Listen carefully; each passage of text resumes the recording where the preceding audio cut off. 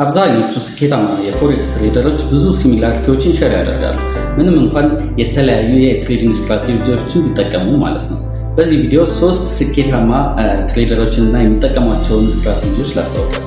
ጆርጅ ሶሮስ ስኬታማ ከሚባሉ የፎሬክስ ትሬደሮች በዋናነት የሚጠቀስ ሲሆን 1992 ላይ በኢንግላንድ ባንክ ላይ በትልቅ ኢንትሪ ፖይንት ሴል አድርጎ $1 ቢሊዮን ፕሮፊት ማድረግ ችሎ ነበር።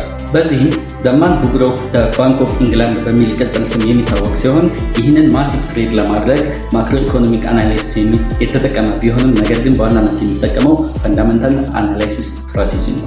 ፖል ቱዶር ጆንስ ዓለም በ1987 ላይ $1.7 ትሪሊዮን ሉዝ ባደረገችበት የብላክ መንደይ ማርኬት ክራሽ ላይ ትልቅ የሆነ ማሲቭ የሆነ ፕሮፊት አድርጎ የታወቀ ሲሆን በጣም ውስብስብ በሆነ ሪስክ ማኔጅመንት የታገዘውን ማክሮ ትሬዲንግ እና ትሬንድ ፎሎዊንግ ስትራቴጂ የሚጠቀም።